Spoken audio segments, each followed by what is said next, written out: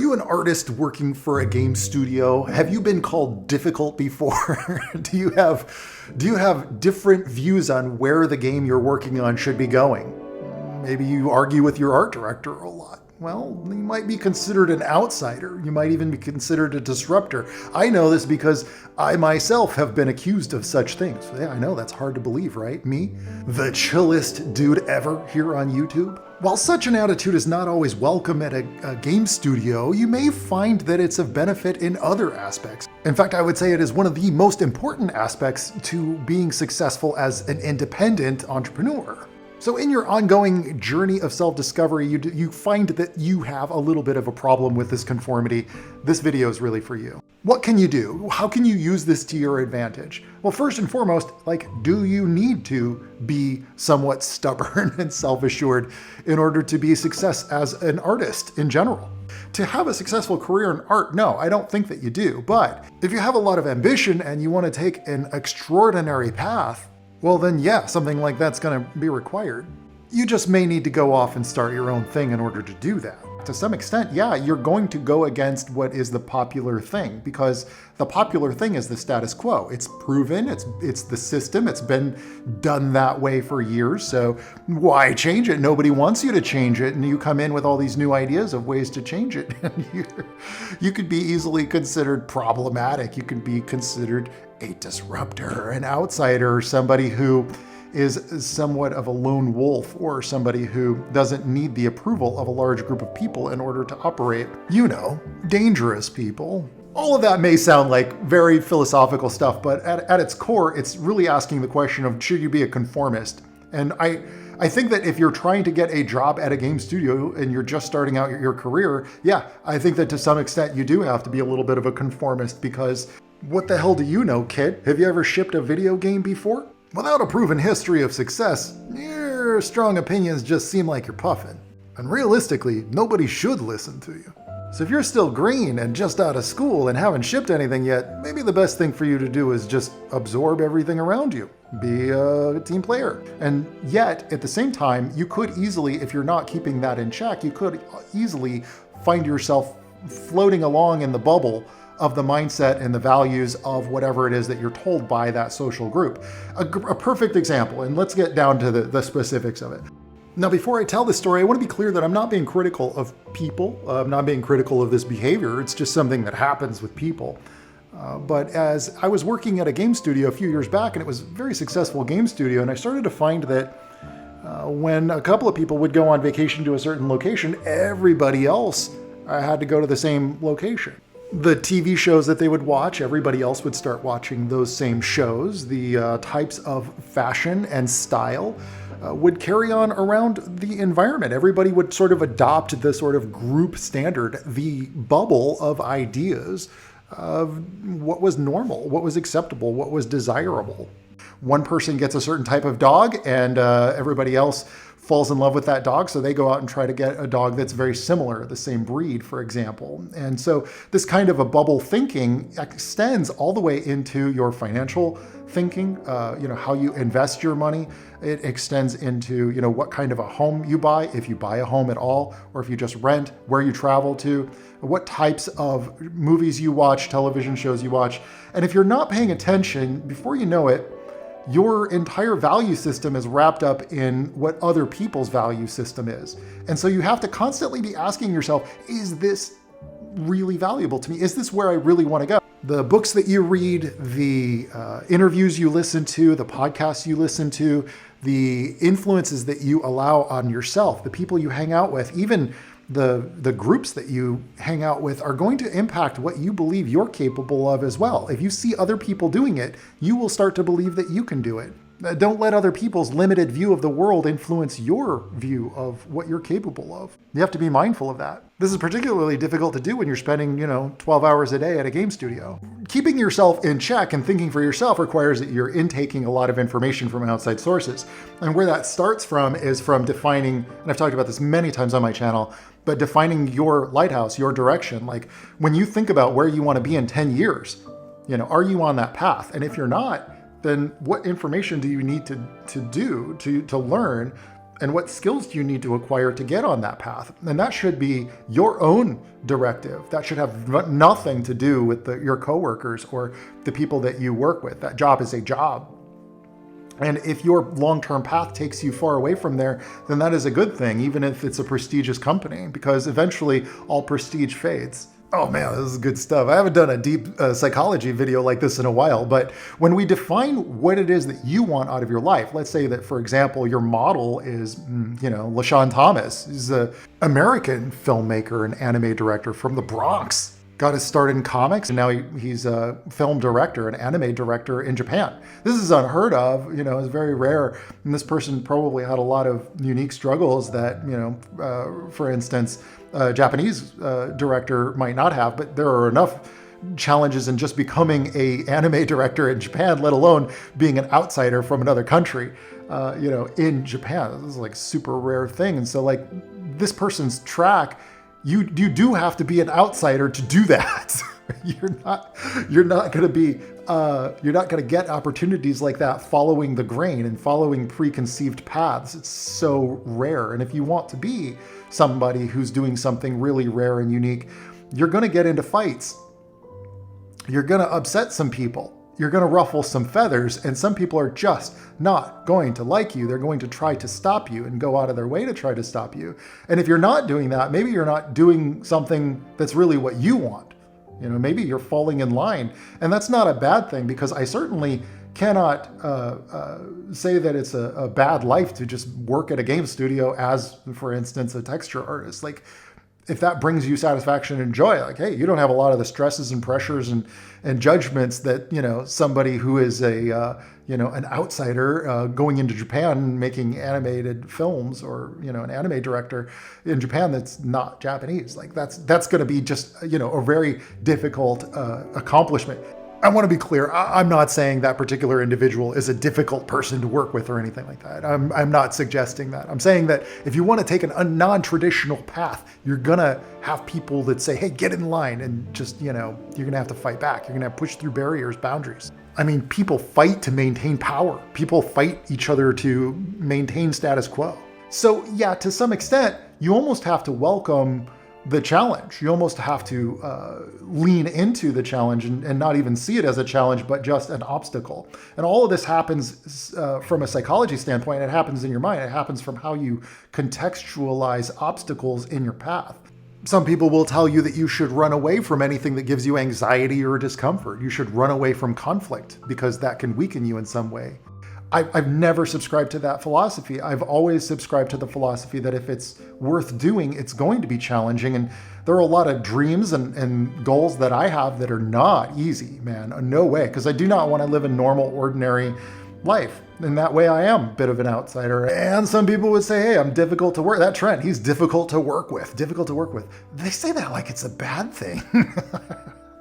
People get angry when they can't control you. And the irony is that the qualities that would make you a good employee may very well not help you as an entrepreneur. And the qualities of being a good entrepreneur are really not going to help you as an employee. And these things were always a battle going on in my mind, at least while I was working at a corporation.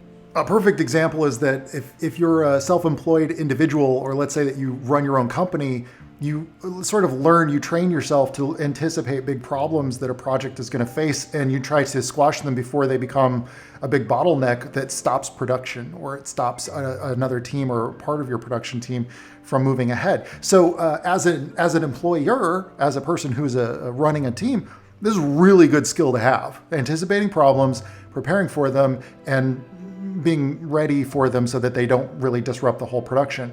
As an employee, if you try to pinpoint big problems that are coming up in the pipeline, you're overstepping your role. If you're a concept artist, it's not your job to anticipate what the next expansion content is going to be. And you could find yourself at some corporate game development studios, you could find yourself really in hot water and seen as a problem for anticipating those kind of troubles, because it's really just somebody else's job. And I mean, I may not agree with this, but it is what I ran into working in corporate game development, like a lot. And so this is just one example of what I'm talking about. And if you know yourself, and this is the key thing and what I really want to get to and what it all boils down to is know yourself. Where do you want to go? Don't just say, oh, well, it's whatever opportunities come my way. Like philosophically, yeah, sure, you could do that. And as long as you're cool with whatever happens, like you're fine, you'll be fine. That's fine. But if you are certain that you want to be, for instance, like a game director, are you on the path for that? Or are you falling in line to be just a concept artist? Just as an example. Because if your path is to be a game director, then you really need to strike out on your own or find a small studio where you have a road, a path, a map to that end goal. And if you don't define that, you won't ever really break through. I've worked at many game studios where they said, we don't take game pitches from artists. This was a big studio. A very successful studio, and their lead designer said, artists are flippant. We don't listen to the artists. We listen to game designers. We listen to programmers, but we do not listen to the artists. And you'd be surprised at which studio this is because they're known for a lot of creativity. But it didn't even matter if the artists that they hired had shipped to indie games at a different studio or even ran their own studio at one point. If they were an artist, they were never going to be able to pitch an idea, which is so sad because that's exactly what this studio needed. They needed fresh ideas. They had been writing on the same IPs for years, decades. And they had hired all of these comic book creators and these people who had directed animations, and they had hired all these incredible talents and IP building creatives, and they just weren't listening to them because it wasn't a game designer pitching the idea.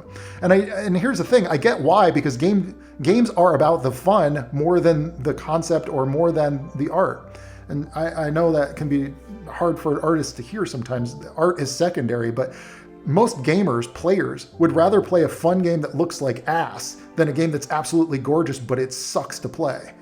I'm sure that many of you can think of a few examples. We will not discuss them. But if you're truly confident in your ideas and you're able to prove it,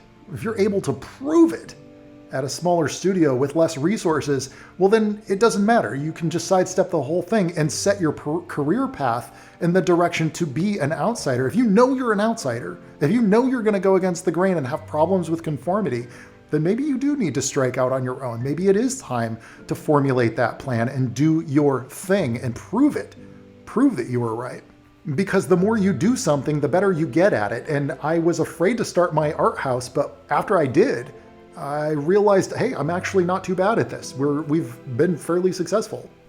In fact, all of those qualities that I was told made me, quote, difficult at that particular game studio ended up working to my advantage with my own studio. And every year I get better at it. And this isn't about bragging about my successes. It's about telling you, hey, if you want to get on the track to do something, start doing that now. You will fail at some things, but you will get better at it as long as you stick with it. But if you're an outsider and you give in to conformity, you're going to have a real hard time with that your whole life. It's going to be a struggle. I'm a firm believer that you can accomplish anything that you desire in life. There are some tracks that I got distracted with, and that's why I wanted to make this video, because I found myself conforming to bubbles of thinking that were not on track with where I wanted to be. And I thought for a while that I wanted what other people around me wanted.